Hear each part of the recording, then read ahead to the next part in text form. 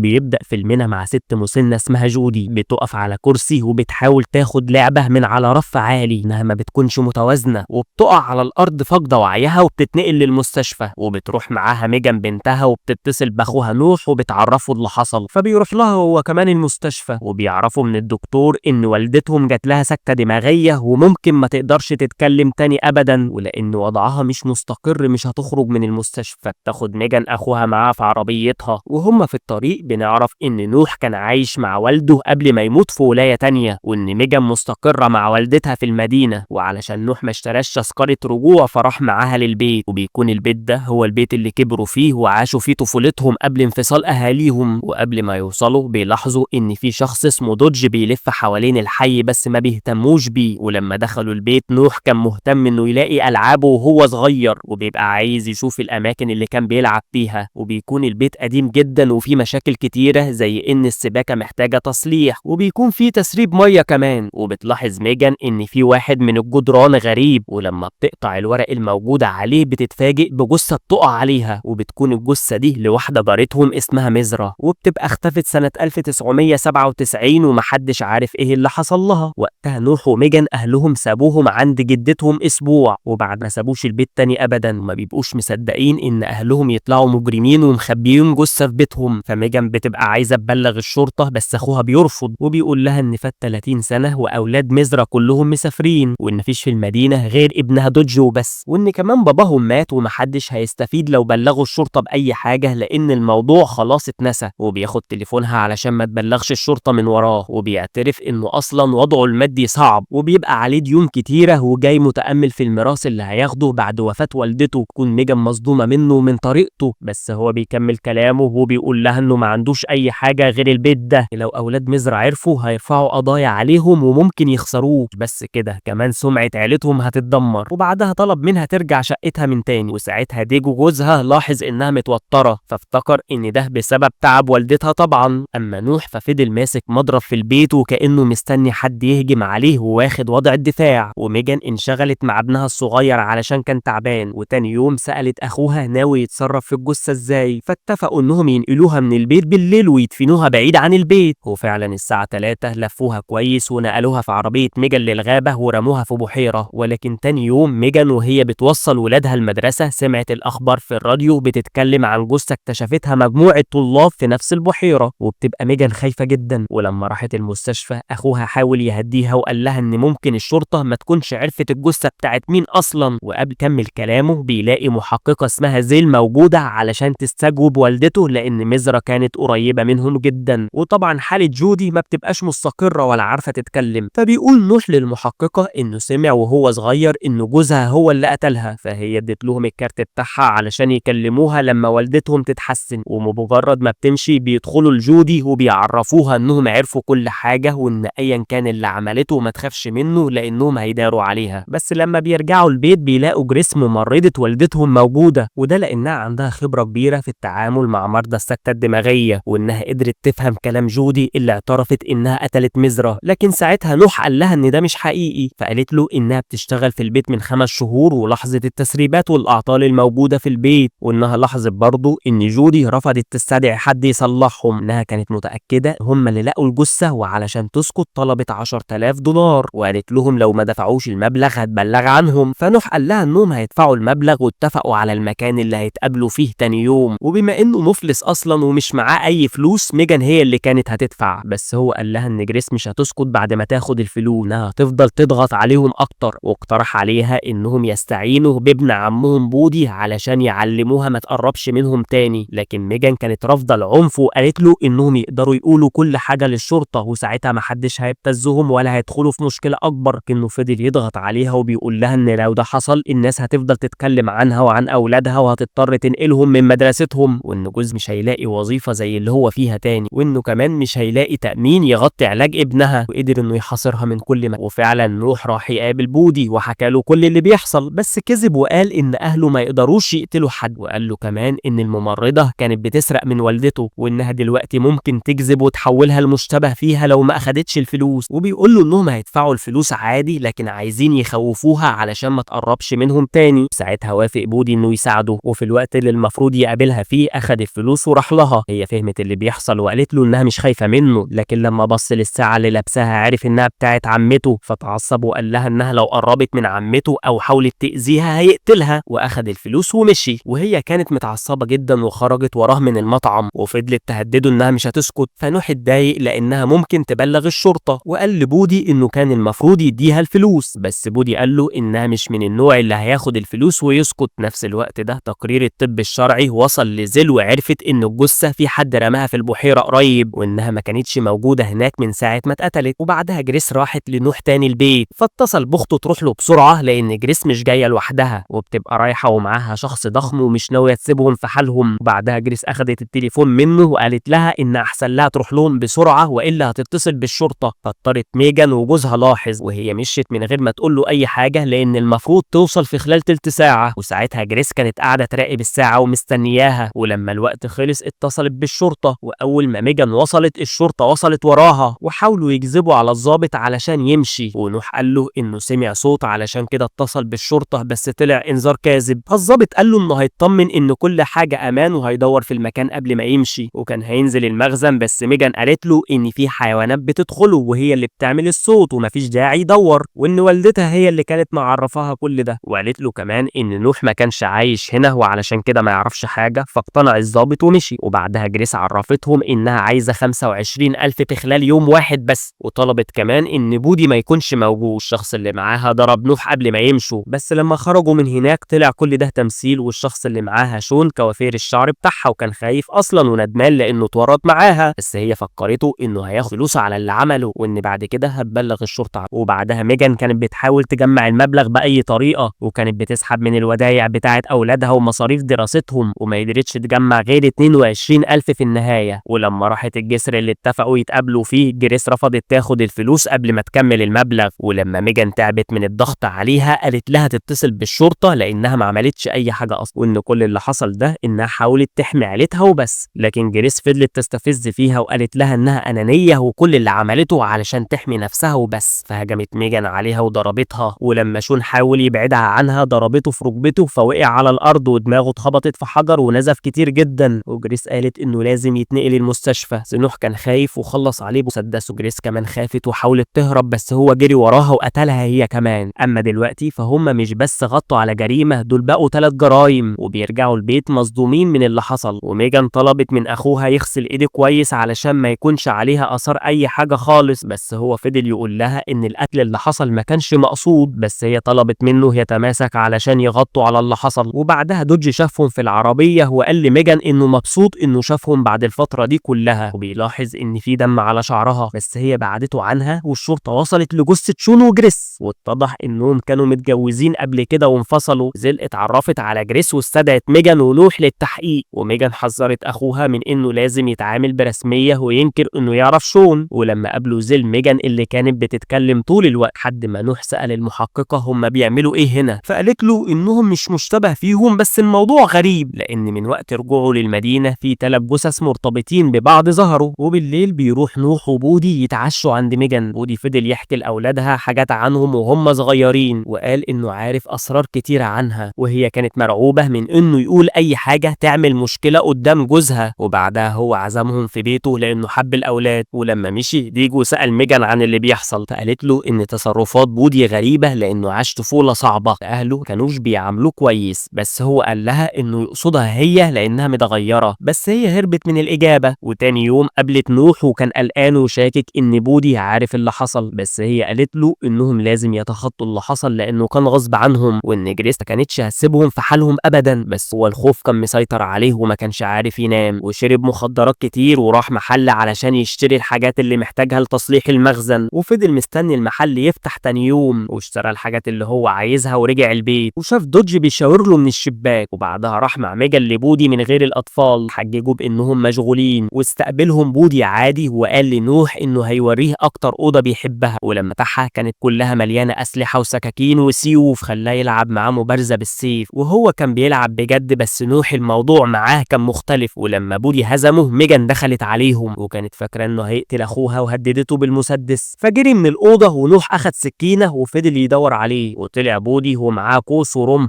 وحاول يهرب بس نوح خرج وراه، وميجان ضربته رصاصة في كتفه، ولما حاول يسند نفسه نوح كمل عليه وطعنه بالسكينة في ظهره فوقع على الأرض. وبعدها نوح قرب منه علشان يتأكد إنه مات، فبودي ضربه بالسكينة في كف إيديه، فضربته ميجان بالرصاص من تاني وعالجت جرح أخوها، وأخدوا الجثة ورموها في البحيرة. وراح ميجان لوالدتها، وهنا بنتفاجئ بإن جودي بتقول لبنتها إنها عارفة إن هي اللي قتلت مزرة بعد ما عرفت إنها على علاقة بباباها، إن باباها هو اللي خبى الجثة وغطى على الجريمة. وبتسألها والدتها هي قتلتها ازاي، فبتقول لها ميجان انها ضربتها على دماغها بطاسة من المطبخ، لكن جودي بتطلب منها تقول الحقيقة، وبتقاطعهم زيل وبتخرج لها ميجان. فبتسألها زيل عن اخوها لانها عرفت انه مصاب، فقالت لها بهدوء انه انجرح من سكينة المطبخ. زيل بتقول لها انها لقت ساعة في عربية جريس تخص والدتها وعايزة تسألها عنها، بس ميجان دخلت لها الاول علشان ما تقولش اي حاجة. فعلا المحققة بتمشي وترجع ميجان البيت، وبتلاقي اخوها بيلعب مع دوج بلاي ستيشن، وبيبقى حكى له كل حاجة، فبتخلص عليه هو كمان. وبينهار نوح وبيقول لها انه مش قادر يستحمل كل اللي حصل ده وهيسافر وعمره ما هيرجع تاني ابدا، لكنها بتقول له ان ده مش هيحصل ابدا، وبتدفن دوج مكان والدته، وبتجبر نوح يقعد في البيت ويهتم بوالدتها علشان مفيش حد غريب يكتشف اي حاجة. وبتكمل حياتها وكأن مفيش اي حاجة حصلت زي ما باباها عمل بالظبط زمان. ولحد هنا بيبقى خلص فيلمنا النهارده. نتعلم منه ان اللي بيحاول يخبي الغلط علشان يحافظ على شكله بيخسر نفسه وبيورث للي بعده ذنب عمره ما كان ذنبه. ولو عجبك الفيلم ما تنساش تصلي على النبي، ولو اول مرة تشوفنا ما تنساش اللايك والشير والاشتراك في القناة وفعل الجرس علشان يوصلك ملخصاتنا اول باول.